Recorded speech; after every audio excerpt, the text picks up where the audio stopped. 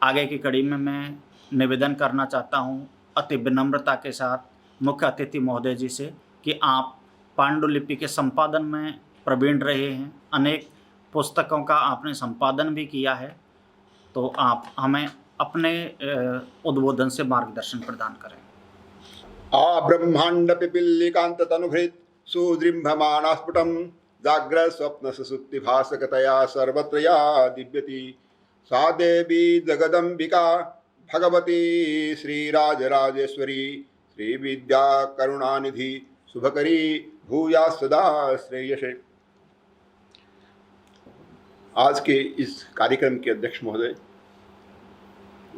Doctor Saroj गोचर जी, आपने जिनका व्याख्यान कीर्तिकांत जी, ज्ञानेश्वर जी, नामदेव साहू जी और सुरेंद्र जी, हरदेश जी और शशि साय जी, बाकी जिनका मैं नाम ही जानता हूँ, उन सबको नमन करके मैं बात शुरू करता हूँ।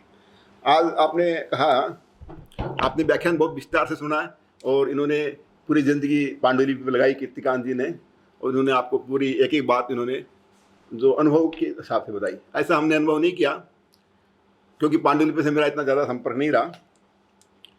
फिर भी मैं कुछ बातें जो है कहना चाहता हूँ, जो संक्षिप्त में कर दूँ क्योंकि काफ़ी समय हो चुका है। तो इसमें कहना यह है कि जैसे हमारे जो शास्त्र हैं उनमें 3 दृष्टियाँ होती हैं। एक दृष्टि होती है भौतिक दृष्टि, सायण ने 3 भेद किए हैं। तो भौतिक दृष्टि होती है, आधिभौतिक दृष्टि कहते हैं, एक आध्यात्मिक दृष्टि होती है, एक आधिदैविक दृष्टि होती है। तो वेद की 3 तरह की व्याख्याएँ होती है। अब ओझा जी कहते हैं, ओझा जी का जो काम था, उन्होंने कहा कि भाई ये जो कहा जा रहा है कि भाई हम वैदिक काल में नहीं लिखते थे। एक ऑस्ट्रेलिया के विद्वान आए हमारे यूनिवर्सिटी में, तो उन्होंने कहा कि 1940 तक हम लिखना नहीं जानते थे। ऑस्ट्रेलिया में 1940 तक लिखना नहीं जानते थे।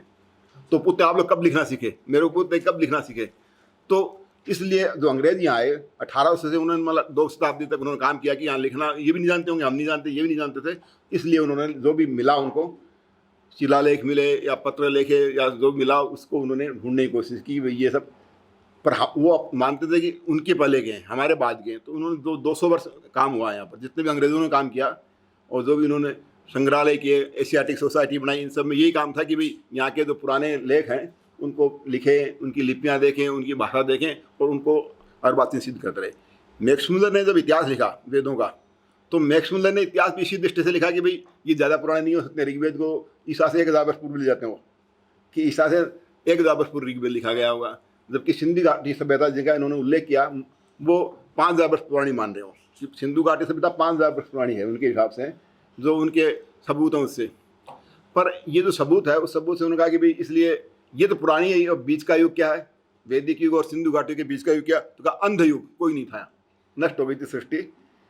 मौजूदा पुराना है। और बाद में जब मैक्स मुलर की जो व्याख्या थी, हम उसी को, जितने भी हमारे विद्वान हैं सब भ्रष्ट हुए और उसी को मानते रहे कि ये जो मैक्स मुलर लिख दिया इसी से आगे चलो, कीथ ने लिख दिया इसी से आगे चलो। और इसी तरह उन्होंने इतिहास निर्धारण कर दिया कि भी इतिहास निर्धारण ऐसा है। और जो हमारे ग्रंथ थे, चूँकि पाश्चात्य प्रभाव ऐसा था, उसमें परंपरा थी और सब उन्हीं को राजी करने के लिए लिखते थे।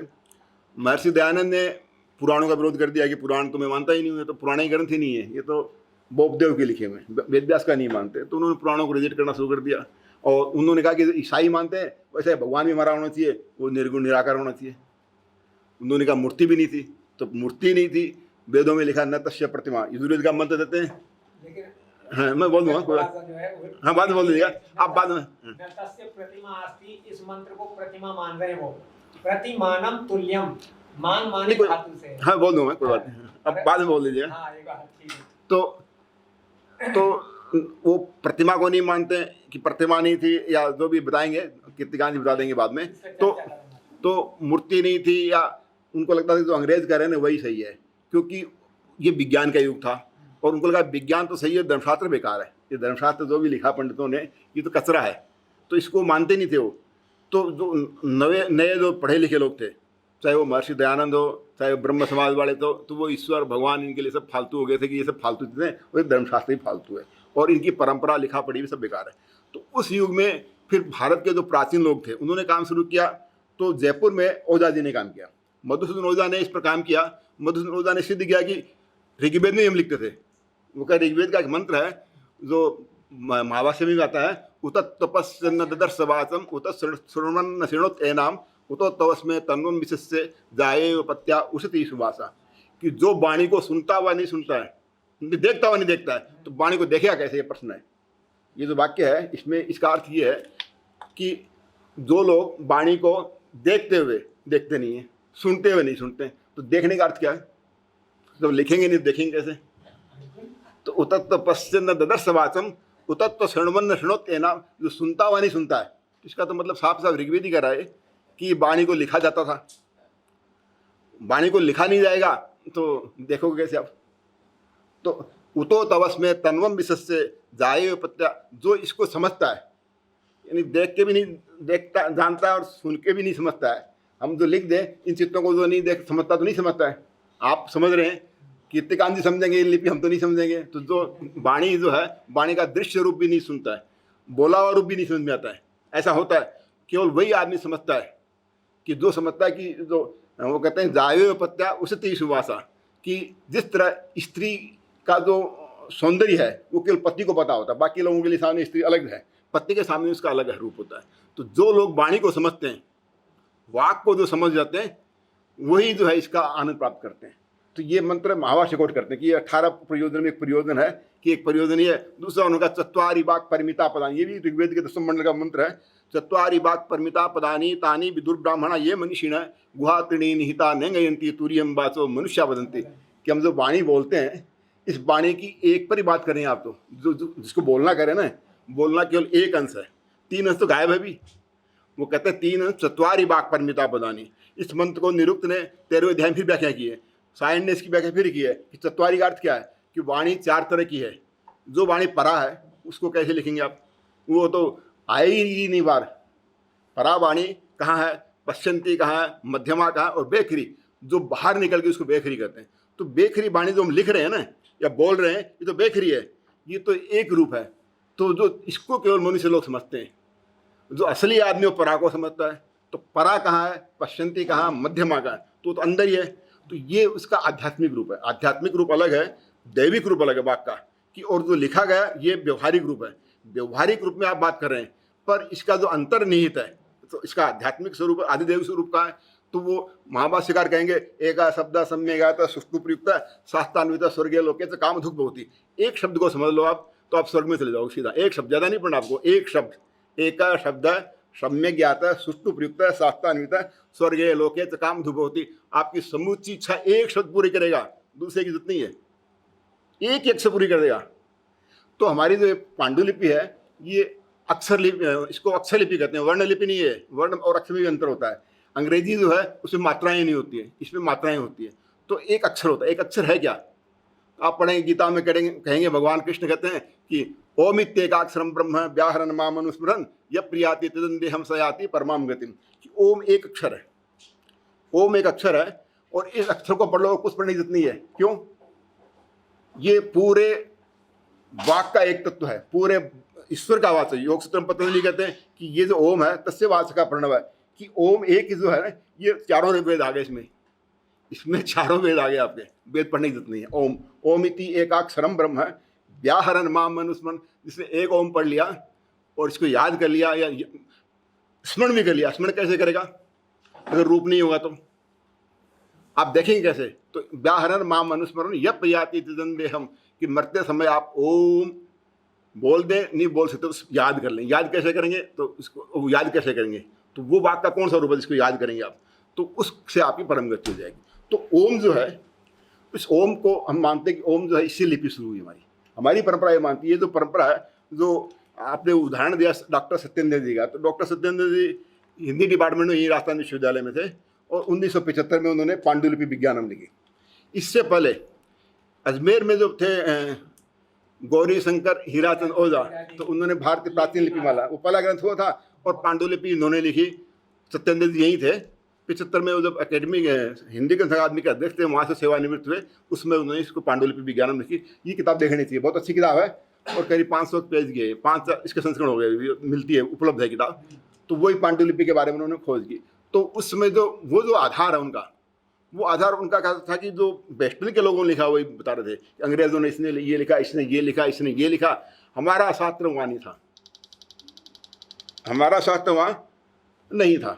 हमारे शास्त्र में क्या लिखा कि हम करें कि ओम जो है वो एकाक्षर ब्रह्म है, तो ओम एक अक्षर ब्रह्म है और ओम एक अक्षर ब्रह्म है। अक्षर क्या है? अक्षरम न अक्षरम विद्यात्। अक्षर उसे कहते हैं जो नष्ट नहीं होता है। हम खुद भी अक्षर हैं और ब्रह्म भी अक्षर है। क्यों हम अक्षर हैं और क्यों वो अक्षर है? तो जब हम श्वास लेते हैं और जब छोड़ते हैं तो ये आवाज़ होती है, ध्वनि होती है। तो ध्वनि से हम मान रहे हैं वर्ण लिपि शुरू होगी। तो ध्वनि जो हम दे रहे हैं, हंस हंस इति मंत्र जीवो जपति तत्व होता है कि हंस हंस एक मंत्र बोलते हैं। ऐसे करोगे, सांस लेंगे, जब तक हम जिएंगे हमें सांस लेना पड़ेगा। जिस दिन सांस नहीं आएगा उस दिन मृत्यु हो जाएगी। तो ये वाक यानी प्राण तत्व हमारा। इस प्राण तत्व के अंदर हम जाते हैं तो समुच्चय लिपि अंदर लिखी हुई है, बाहर देखने की जरूरत नहीं आपको लिखने की जरूरत नहीं है। वो कहेंगे कैसे? तो ये यहाँ विशुद्धि चक्र माना गया कि विशुद्धि चक्र में 16 अक्षर होते हैं। आ आ ई री ऐसे 16 अक्षर यहाँ होते हैं। इनको अमृत वर्ण कहते हैं कि ये मूल स्वर है। स्वर एक ही है, मतलब एक अक्षर करें अ ही है, वो अ ही इतने रूप में होता है।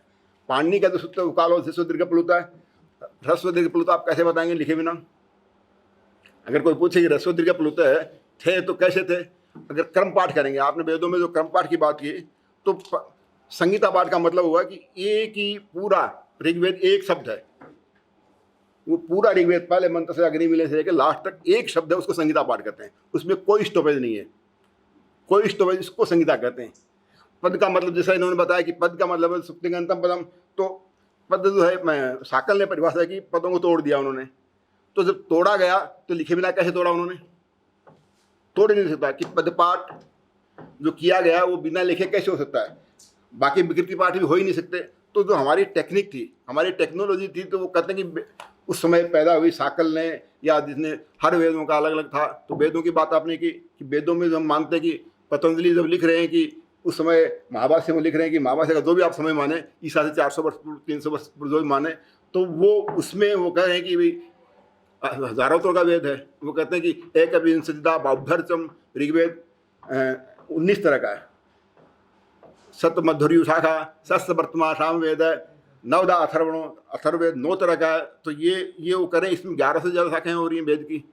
तो वो हर आदमी अलग अलग जिसने पढ़ा, वो पढ़ा कैसे, अब याद कैसे किया? तो दिक्कत यह आई कि श्रुति करने से समझा कि श्रुति तु वेदो विज्ञेय धर्मशास्त्र तुवे स्मृति ताभ्याम धर्मम ही निर्भवो। मनुस्मृति करी कि जो सुना उसको श्रुति कहते हैं और जो याद किया उसको स्मृति कहते हैं। हम सुनते कैसे हैं? तो मेरे पिताजी के गुरुजी थे, उन्होंने बताया कि हम पहले कैसे पढ़ते थे। तो पहले एक पट्टी होती थी हमारे पास और किताब तो किसी के पास होती ही नहीं थी। किताब उसमें 1 रुपये की आती थी और वो चांदी का रुपया कभी देखा ही नहीं होता, ज़िंदगी में नहीं कमाते हैं 1 रुपया। तो लिखेंगे कैसे? तो हम एक पट्टी पर वो एक सूत्र लिख देते, भाई आज ये वृद्धि रहते सूत्र लिख दिया, इसको याद करके आ जा, हो गया। दूसरा लिख दे, तीसरा लिख दे। तो ऐसे किताब तो एक ही होती थी। विद्यार्थी पास कोई किताब होती ही नहीं थी, किताब जानते नहीं थे, तो वो लिख लिख के याद करते थे। तो याद कैसे होगा? श्रुति कैसे होगी वो? अगर आप मंत्र को लिखेंगे नहीं तो याद कैसे करेगा वो? ऐसा थोड़ी सुन के याद हो जाएगा। तो वो कैसे समझेगा? उसके स्वर कैसे समझेगा? जब आप कहेंगे उदात अनुदात स्वरित, तो हस्तहीनम तो योजित स्वरवर्ण विवर्जितम। पाणिनि करें कि बिना हस्त के स्वर होगा ही नहीं। सरी की दूसाम भी दो बियोनी मधि गच्छति, कि वो आदमी बियोनी को चला जाएगा उससे स्वर बिना पढ़ लिया। तो स्वर लिखे बिना कैसे बताएंगे उदात है कि अनुदात है या अनुनासिक है? आप जैसे कहेंगे उपदेश से अनुनासिक इच, तो उपदेश में अनुनासिक अच की संज्ञा होती है। अनुनासिक कैसे लिखोगे? तो नहीं, अनुनासिक जो है, अनुनासिक मुख नासिका व्याम वर्णों अनुनासिक है। तो अनुनासिक वर्ण लिखा ही नहीं है। सुट नहीं, सुट था वो, उसका उच्चारण सुट कहेंगे ना, कि जिसको हम इस संज्ञा करेंगे तो उस संज्ञा में वो अनुनासिक होगा। मुख सहित नासिक या वर्णों मुख तो सूत्र जो है पाणिनि का। तो इसलिए मुख और नासिका का उच्चारण कैसे होगा कि वो 18 भेद करते हैं। अब ओझा जी ने ये किया कि सबसे पहले उनका कि वर्ण मात्रा पल फिक्स करने कितनी है। तो ओझा जी का जो पहला ग्रंथ है पथ्यास्वस्ति है, दूसरा ग्रंथ उनका वर्ण समीक्षा है। तो उन दोनों में उन्होंने सिद्ध किया कि पहला जो समामना है वर्णलिपि है हमारी ब्राह्मण वर्ण समामना है, उसमें 178 अक्षर सिद्ध किए उन्होंने। 178 करीब अक्षर है उसमें। आय जो है वो 18 तरह का है। आय तो 18 भेदा लघु सिद्धांत को 18 भेदा कह रहे हैं 18 तरह का है। वो रस और दीर्घ प्लुत उदात अनुदात स्वरित 9 और स 9 विधोपि प्रत्येक अनुनासिकत्वानुनासिकताभ्याम द्विधा। तो वो 18 तरह का है, उसको लिखेंगे नहीं तो कैसे पता लगेगा आपको? री और री 30 तरह के हैं। तो उन्होंने लिख के बताया कि ब्रह्म वर्ण समामना था, उसमें 158 वर्ण थे। पहला वर्ण समान वर्ण। तो हमारी वर्ण लिपि का ओझा जी जो ब्राह्मी लिपि करे वो उस वर्ण समामना को कहते हैं कि ब्रह्मा की वर्ण। दूसरा जो था उन्होंने कहा कि भाई जो महेश्वर वर्ण समाम्ना है, दूसरा महेश्वर समाम्ना, तो महेश्वर वर्ण समाम्ना क्या है, तो कहा कि महेश्वर पाणिनि के सूत्र हैं, आई यू रिल लियो, इसमें तो 42 अक्षर आते हैं, इसमें अक्षर 42 ही होते हैं, तो कहा ये इसका महेश्वर वर्ण समाम्ना है। फिर कहा कि ये जो तीसरा जो है उन्होंने कहा कि कुमार का था, कुमार की परंपरा थी, तो उसमें उन्होंने कहा कि जो तंत्र में चलती है उसमें 51 वर्ण है। फिर चौथा उन्होंने कहा पाणिनि की जो परंपरा है उसमें शिक्षा की परंपरा, उसमें 64 है, त्रिष्ठी चतुष्ठी वा वर्णे शंभु मते मता प्राकृते संस्कृते चापी स्वयं प्रोक्ता से हुआ, उसमें स्वरा विंशति स्वर 21 हैं, स्पर्शानाम पंचविंशति, स्पर्श वर्ण 25 हैं, तो स्पर्शानाम पंच याद है स्मृतारष्टो चत्वारस्य मा स्मृता दुष्पृष्ट विज्ञो लृकार प्लुते होता है, तो उनका 64 या 63 वर्ण हम मानते हैं पाणिनि के समावना में। पाणिनि का समावन अलग, महेश्वर का अलग, कुमार का अलग, ऐसे 5 तो निकाल दिए। छठा निकाल यवन तो यूनानी लिपि है, उसका उन्होंने बताया कि ये जो ज्योतिष में शीघ्र बौद्ध ग्रंथ है, तो उसमें जो लिखते चूते चौलासनी प्रोक्ता लीले लोग, तो ऐसे उन्होंने कहा कि 27 के अक्षर ये यवन मातृका है, चूते चौलासनी प्रोक्ता लील भरण्य भी आय तुम से रहा, तो ये 27 नक्षत्रों के जो नक्षत्र नाम की बात कर रहे हैं ये यवन सिस्टम है, ये भारतीय नहीं है, यवन का मतलब यूनान से है, तो यूनान का सिस्टम था, उनकी लिपि में इतने अक्षर हैं, तो उन्होंने कहा 6 तरह के समाम्ना यहाँ पर मिल रहे हैं, वर्ण समाम्ना 6 तरह के मिलते हैं।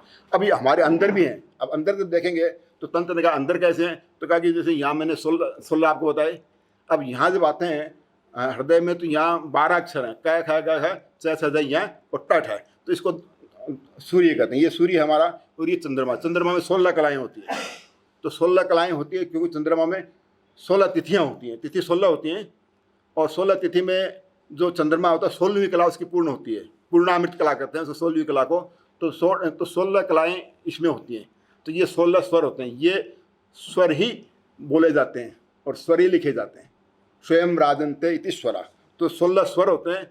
व्यंजन को तो अर्धमात्रिक कहा उन्होंने कि तो बाकी जो चीज़ें तो वो नाशवान है, ये नष्ट नहीं होते, इसमें नष्ट क्यों नहीं होते, ये ऐसे बने हुए हैं, ऐसे लेकर अह तक ये एक ही चीज़ है, खाली काल का भेद है। ऐ को दीर्घ करेंगे तो दीर्घ हो जाएगा, प्लुत करेंगे तो प्लुत हो जाएगा, और फिर वो जैसा जैसा आप करते जाएंगे उदात करेंगे, तालवादी सुस्थानेसु ऊर्ध्वभागे उत्पन्नो उदात और निश्चय उदात्त समारा स्वरित, तो वो भेद केवल बोलने के हैं, अक्षर तो एक ही है ऐ, और कोई अक्षर है ही नहीं।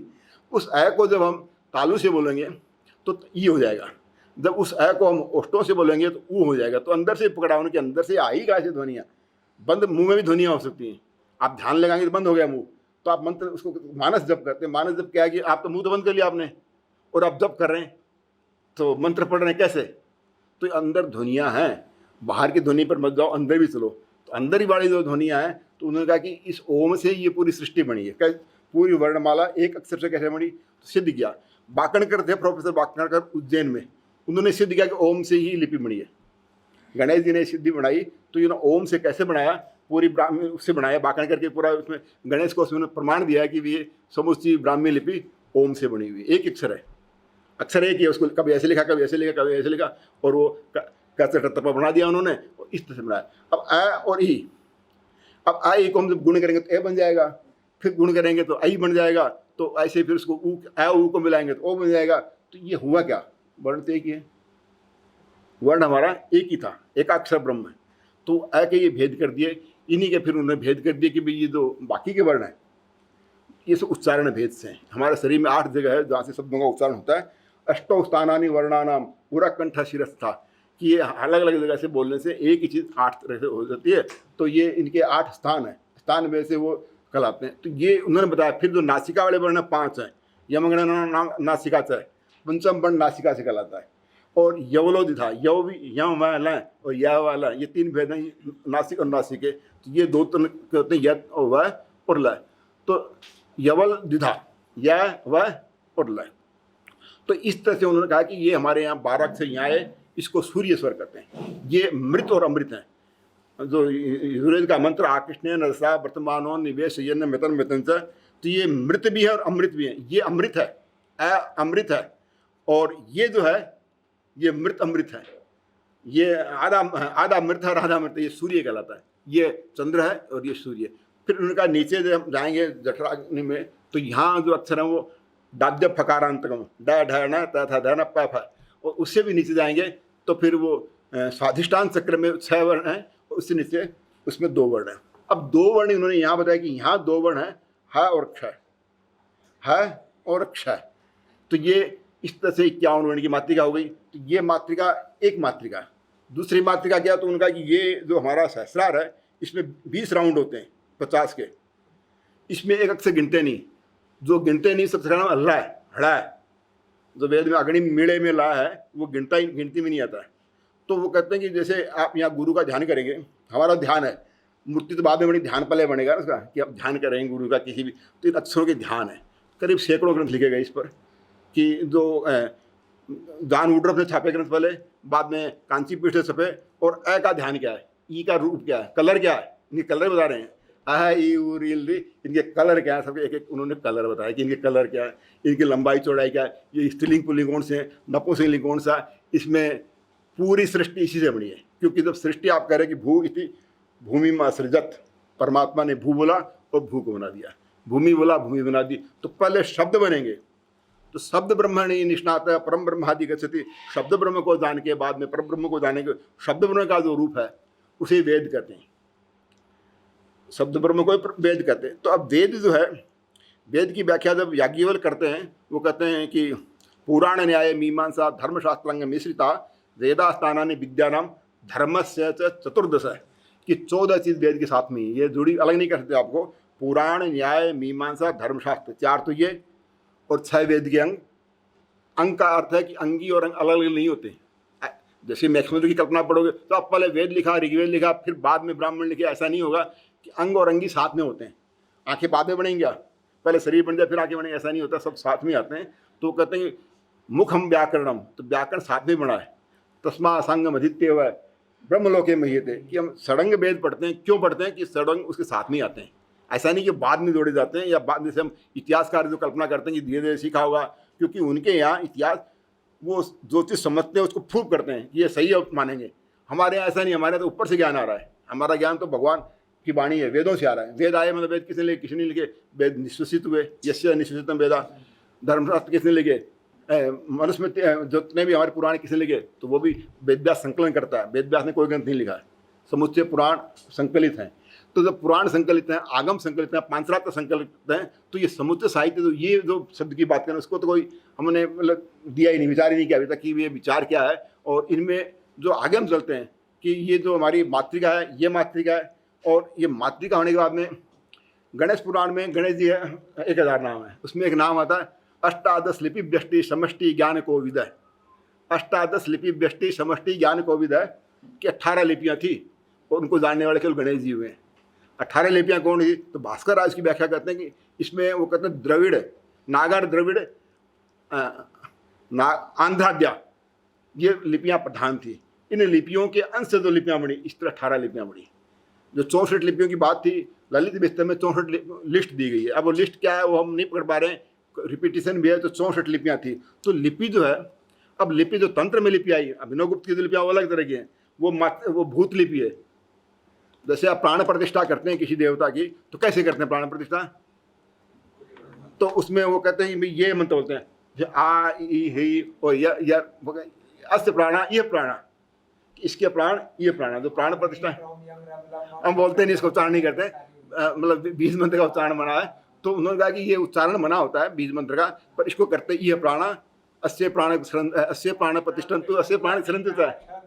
और तो इसी तरह मूर्तियाँ स्थापित होती हैं कि इसमें देवता आ जाते हैं, और विदा करना हो तो 1 मिनट में विदा हो जाते हैं, ऐसा नहीं टाइम लग जाता है उनको, केवल शब्द मात्र से होते हैं। तो वो कहते हैं कि जैसे हम कहते हैं कि स्वामी सर्व जगन्नाथ है, स्वामी ने सर्व जगन्नाथ है, यावत पूजा अवसानकम तावत तम प्रीति भावे न लिंगेस्मिन सन्निधो हुआ, कि हे भगवान मैंने मिट्टी का शिव बना दिया है, अब मेरे को तो तुरंत आ जा। तो वो कहता है कि स्वामी सर्व जगन्नाथ है, तो हे जगन्नाथ इसमें आ जाओ, मैं पूजा कर लेता हूँ, इसलिए आ जाओ, बाकी देर की जितनी जैसे पूजा हुई इसका संहार हो जाता है कि ले जाओ विसर्जन। जो मूर्तियाँ बनती है, तो हम इस तरह के जो हमारी पद्धति थी कि हमने जो बाघ का जो स्वरूप है, सरस्वती जो है वो वर्णात्मिका है, तत्वार्थ वर्णात्मिका। हम गायत्री का ध्यान पढ़ेंगे तो उसमें तत्वार्थ वर्णात्मिका शब्द है कि वो वर्णात्मिका है। आंख बंद करके आप ध्यान करोगे इन 6 चक्रों की या इन 9 चक्रों की, तो कैसे करोगे अगर रूप ही नहीं है आपका। अगर रूप नहीं होगा तो ध्यान नहीं होगा, और ध्यान नहीं होगा तो एक अक्षर का ज्ञान कैसे होगा। एक अक्षर का जो ज्ञान है, वो एक अक्षर का ज्ञान जो है वो इनको अक्षर कहते हैं। और एक एक अक्षर। तो वो कहते हैं कि जैसे भर्तृहरि कहते हैं, वाक्यापदी में भर्तृहरि कहते हैं, सत्या विशुद्धि तत्वक्ता विद्ये विवेक पदागमा युक्ता प्रणव रूपेण सर्वबाधा विरोधिनी, कि सत्या विशुद्धि तत्वक्ता विद्ये विवेक पदागमा, एक ही विद्या है और वो प्रणव है। सत्या विशुद्धि तत्वक्ता विद्ये विवेक पदागमा युक्ता प्रणव रूपेण, कि किसी भी मंत्र बोलेंगे, आप सब पहले इन्होंने वेद पाठ किया तो पहले इन्होंने गायत्री मंत्र पढ़ा, वो बिना बोले पढ़ा इन्होंने, और वो मानसिक रूप से पढ़ा। तो हम जब मानसिक पढ़ते हैं तो लिपि कहाँ जरूरत पड़ती है? हमारे मानसिक लिपि में लिखने की जरूरत नहीं है, इसलिए हम लोग श्रुति कहते थे। गुरुजी कहते थे कि या कंठ गता विद्या, विद्या कंठ में कर लो। पहले ऐसा नहीं तो लिखने की जरूरत नहीं, लिखने के तो काम ही नहीं है, पहले याद ही कर लो तुम। एक एक मंत्र याद करते थे, पहला दूसरा तीसरा, और फिर पूछते कोई मंत्र नहीं बताया तो फेल। पहले ये सिस्टम था भारत में कि कोई भी किताब को अगर आपने एग्जाम देना है तो पाठ्यक्रम ये था कि पूरी किताब कंठस्थ सुना दे, पहली लाइन से लेकर लास्ट लाइन तक, तब तो तू एग्जाम में बैठेगा, फार्म भरेगा, नहीं भरेगा। तो हमारी जो लिपि ऐसी थी कि हम पूरे ग्रंथ याद करना ही पड़ता था, चाहे वो महाभारत हो, चाहे भागवत हो, चाहे वो गीता हो, पूरी गीता पहले लाइन से लास्ट तक बोल सकता है, तो अब तो पढ़ सकता है। नहीं, विद्यार्थी कैसा हुआ? तो हमारी जो लिपियाँ थी वो अंदर थी। एक इसका आध्यात्मिक पक्ष है, एक इसका दैविक पक्ष है। दैविक पक्ष तो मैंने बताया देवताओं के रूप में इनका ध्यान किया गया, एक अक्षर केवल, ज़्यादा नहीं पढ़ना आपको, एक अक्षर पढ़ लो कल्याण हो जाएगा। हमारे चिराव में एक पंडित है, तो वो खाली एक शब्द डा डा डा डा डा डा डा मंत्र था उनका, डकार मंत्र है, तो डा डा कहते हैं उनको सब काम सिद्ध रहते हैं। वो उनको वाक सिद्धि हो गई। किसी को कुछ बोले, बिरला जी गुरु, बिरला जी को पैसे वाला उन्होंने बनाया, खाली डा मंत्र था उनको, कि डा मंत्र पढ़ा उन्होंने, डामर तंत्र से डा मंत्र, नीले कपड़े बनते थे और डा डा डा डा डा डा, बस वो कुछ नहीं मंत्र उनके। तो वो एक अक्षर जो था, इसलिए कहा जाता है कि कोई भी अक्षर मंत्रक नहीं है, सभी जितनी वर्णमाला है वो हमारी मंत्रमयी है। तो इसका एक मांत्रिक रूप है, एक तीन रूप है इसके। एक रूप तो भौतिक स्वरूप है, जो पुस्तकों जो पाश्चात्यों से हमने सीखा कि लिखो रखो, रिकॉर्ड रखो, बताओ कि ये हमारी ग्रंथ लिपि है, ये हमारा प्रमाण है, तो ये भौतिक प्रमाण है। दूसरा इसका दैविक प्रमाण, दैविक प्रमाण में ये प्रमाण नहीं होते, वो अलग तरह का है। वहाँ देवताओं के रूप में उसको देखा गया कि ये जो वेद है वो वेद पुस्तक वाला वेद नहीं है, वहाँ वेद अंदर वाला वेद ही है, कि आपके अंदर ही वेद चल रहा है तो चल रहा, नहीं तो नहीं चल रहा। आपके श्वास में अगर मंत्र चल रहा है तो आपका मंत्र नहीं, मंत्र नहीं है। खाली आपने देख लिया और याद कर लिया तो भी कुछ नहीं होगा। क्यों नहीं होगा? स्थाणुरयम किल भार हार, यास कहते हैं स्थाणुरयम किल भार हार आदित्य वेदम न विजानति यो ही अर्थम, कि वेद पढ़ लिया अर्थ नहीं जानता है। जितने वेद पाठी अर्थ नहीं बता सकते। क्यों नहीं बता सकते? क्योंकि उन्हें याद ही किया, अभी तो खाली याद ही किया, एक स्वरूप देखा है। तो यो अर्थज्ञ है, यो अर्थज्ञ इत सकल भद्रम सूत है, कि जिसने अर्थ को जान लिया वो समस्त भद्रता को प्राप्त करता है, कल्याण को वही प्राप्त करता है तो इसके अर्थ को, इसके मर्म को समझ लेता है। तो हमारी जो वाणी है उसका मर्म, ओझा जी का जो दृष्टि थी उन्होंने ये रूप रखा, और ओझा जी ने जो रखा, ओझा जी ने ये दोनों ग्रंथ लिखे और उनका आकाश में भी वर्णमात्रिका है। पत्या स्वस्तिक अर्थ उन्होंने आकाश में किया है, स्वस्तिक से जोड़ा गया, स्वस्तिक कैसे बना ये भी गणेश जी है। तो स्वस्तिक, ओम और इनकी व्याख्या की। अब इसकी व्याख्या में हम करते हैं कि जितने अक्षर बने ऐ से ऊ, और फिर हम इसको उल्टा करते हैं, ऊ से ऐ करेंगे तो वह बन जाएगा, ई से यह बनाएंगे तो इको एंट से यह बन जाएगा, तो यह वह बन जाएंगे। तो सभी अक्षर ऐसे बनते हैं। और एक जो मैं है उस मैं से बाकी शब्द बन गए। तो अक्षर तो तीन ही हुए, ऐ ऊ मैं, ऐ ऊ और मैं, ऐ और ऊ मैं। इसको कहा ब्रह्मा, इसको कहा विष्णु और मैं को कहा इस शिव। और अब करें इसके अलावा 9 वर्ण इसमें और हैं। ये तो 3 ही वर्ण हुए ना, जो लोग जानते हैं भौतिक स्वरूप में 3 समझते हैं। तो ओम, तो इसमें 9 और है नाद। तो नाद कहाँ है? तो उनका कि यहाँ आप देखेंगे तो यहाँ इनके नाम उन्मना और इनके 2 और हैं, 9 नाद है। तो ओम 12 अक्षर का मंत्र है। ओम में हाँ, तो हाँ शंकराचार्य ने लिखा इस पर, काफ़ी लिखा शंकराचार्य कि 12 अक्षर कौन से हैं। तो वो ये दृष्टि उस पर मतलब बिंदु चक्र है उसके ऊपर ये आते हैं। तो ये अवस्थाएं हैं कि ये एक एक लेवल है, और इसमें इसको आप देख सकते हैं। तो ये मैं, खाली मैं ऐसा नहीं है जो आप दिख रहे हो। उस मैं को कहा कि जैसे एक सुई को कमल पत्र में डालते हैं, 1000 पत्ते छेद देती है, एक एक में कितना टाइम लगा पता नहीं। तो ऐसे ये मैं दिखने में तो एक दिखता है, जैसे किसी चीज़ के मैं लगा दोगे तो बीज मंत्र कहलाता है।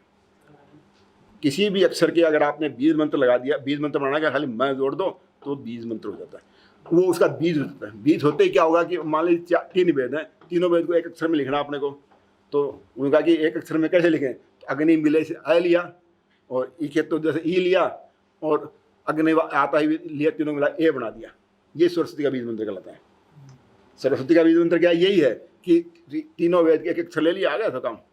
जो वेद में कहा गया वो अ, ई और अ, तो इसी को ए बोलते हैं। और जैसे अनुस्वार लगाया तो कहते हैं जैसे हमने बिंदु लगाया उसके, तो बिंदु लगाते, बिंदु क्या, ब्रह्म का प्रतीक है जो कभी खत्म नहीं होगा। बिंदु खत्म नहीं होता, रेखा खत्म हो सकती है, बिंदु अखंड होता है। तो बिंदु जो है वो बिंदु लगाते बीज मंत्र बन जाते हैं। जितने बीज मंत्र ऐसे बनाए गए हैं कि बीज मंत्र ऐसे बनाए कि आपने पूरा वेद नहीं पढ़ना, कोई बात नहीं, आप गायत्री मंत्र पढ़ लो। गायत्री वेदों की माता है, क्योंकि समुच्चय मंत्र गायत्री से निकले। और गायत्री भी नहीं पढ़ सकते आप भूर्भुवः से ही पढ़ लो, और मतलब भूर्भुवः से भी नहीं पढ़ सकते हो तो खाली ओम पढ़ लो। चाहे वो जैन परंपरा हो, चाहे बौद्ध परंपरा हो, चाहे वो मुसलमान हो, सब में ओम ही आ जाता है। लास्ट में ओम लाना ही पड़ेगा उनको कि ओम नमो अरिहंताणम। तो ओम क्यों आ रहा है यहाँ पर? चाहे वो गुरुद्वारा वाले सिख हैं, वो निरंकारी हैं, मतलब वो इस अकाली हैं, पर वो भी ओम लाते हैं। बौद्ध कहते हैं ओम मणि पद में हुम फट, तो ओम लाते क्या होता है कि ओम जो है हमारी वाणी का, ये गणेश जी कोई ओम कहते हैं। यही ब्रह्मणस्पति है वेदों का कि ओम जो है, उस ओम से हमने समूची लिपि का विकास किया। और इस लिपि के विकास में एक बहुत बड़ा आयाम था।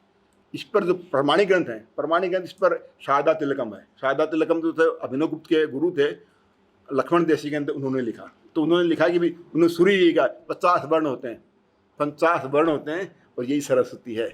और इन वर्णों के कितने रूप बनेंगे, ये पूरे मंत्र शास्त्र इसी पर टिका हुआ है कि मंत्र शास्त्र जो हमारा इसी वर्ण मातृका पर टिका हुआ है। और मंत्र के बिना कुछ काम होगा नहीं। सृष्टि बनती मंत्र से, और एक एक वाक्य होता है, ये मंत्र होता है। जैसे आपका एक वाक्य हो गया अच्छे दिन आने वाले हैं, तो सरकार ने एक वाक्य दिया अच्छे दिन आने वाले हैं, और फिर अच्छे दिन आ जाते हैं।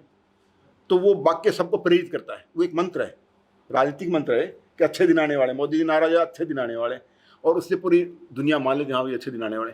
तो एक एक शब्द जो होता है वही मंत्र होता है। और शब्दों को जो हम लिखते हैं वो हमारी लिपि होती है। इसलिए गणेश जी के ध्यान में लिखा उन्होंने लिपि पद्मा सनाधारो, लिपि पद्मा सनाधारो, कि गणेश जी लिपि पर बैठे हैं। गणेश जी का संबंध लिपि से क्या है, तो लिपि पद्मा सनाधारो। एक कमल बनाओ, उसमें 8 पत्ते रखो, बीच में एक खाली रखो। तो बीच में जो खाली है, इन 8 पत्तों में क्या, हमारे 8 मातृकाएं होती हैं।